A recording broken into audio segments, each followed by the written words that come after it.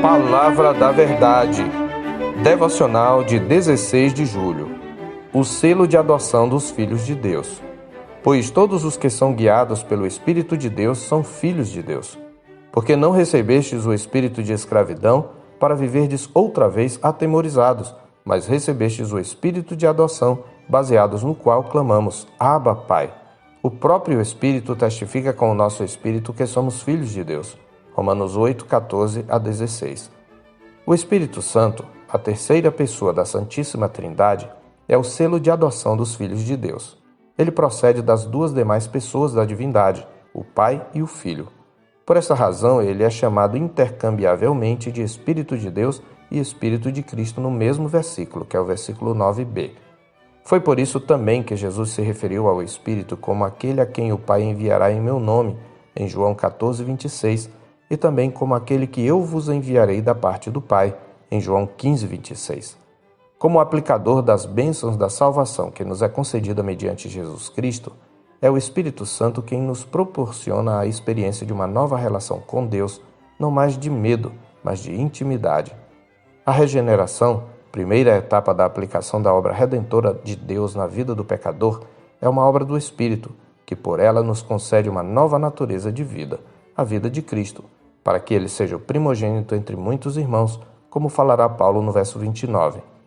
Foi neste sentido que o Senhor Jesus falou a Nicodemos, em verdade te digo, quem não nascer da água e do Espírito não pode entrar no reino de Deus, em João 3,5. Tendo gerado a vida de Cristo em nós, o Espírito Santo nos ensina a nos dirigirmos a Deus com intimidade e fervor na oração, além de interceder por nós com gemidos inexprimíveis, conforme o verso 26. O Espírito também é a testemunha da paternidade de Deus. A paráfrase de J.B. Phillips, do verso 16, traz: o próprio Espírito confirma nossa convicção interior. Essa operação do Espírito é o que torna a oração uma experiência viva da paternidade de Deus. Neste sentido, John Stott, em seu comentário aos Romanos, afirma: é em nosso acesso a Deus mediante a oração que sentimos nossa relação com Ele como seus filhos, reconhecendo-nos como filhos de um Pai Celestial.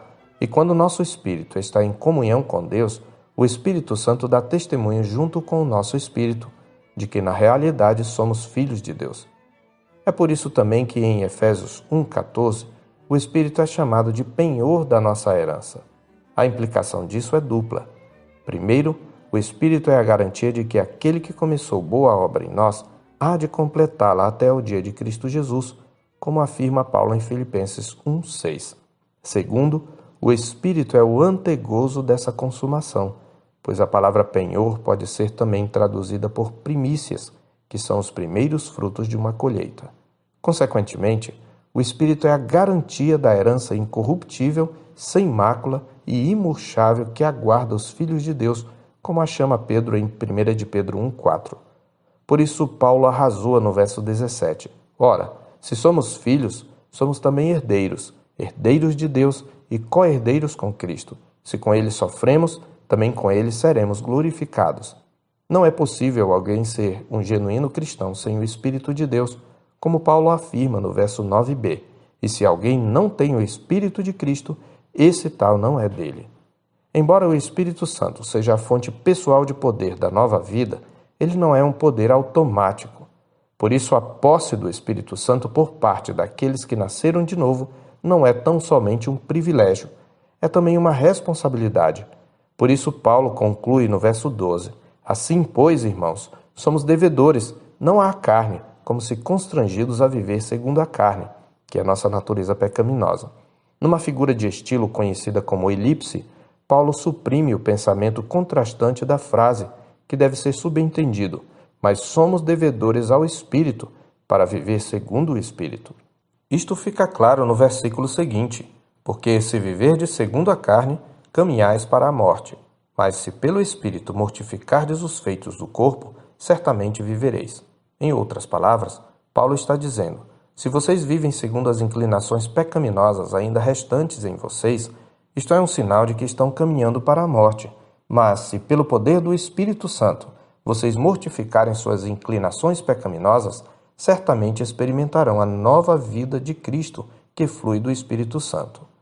Aqui temos a doutrina da santificação, o processo de aperfeiçoamento daqueles que são de Cristo Jesus. Pois aqueles que foram justificados pela fé, sendo libertos da culpa do pecado, certamente estão sendo santificados, sendo progressivamente libertos do poder do pecado. E, conquanto seja uma responsabilidade deles, isto só lhes é possível porque o Espírito Santo habita neles. Bendito seja Deus, nosso Pai, que nos enviou seu Filho para nos resgatar do império das trevas para o seu reino de amor. Bendito seja Deus, o Filho, nosso Senhor Jesus Cristo, em quem temos a redenção e o perdão dos pecados. Bendito seja Deus, o Espírito Santo, que procede do Pai e do Filho, o selo da nossa adoção, o penhor da nossa herança e a testemunha da paternidade de Deus. Eu sou o pastor Marcos Augusto, pastor da Terceira Igreja Presbiteriana de Boa Vista, em Roraima. Tenha um bom dia na paz do Senhor Jesus.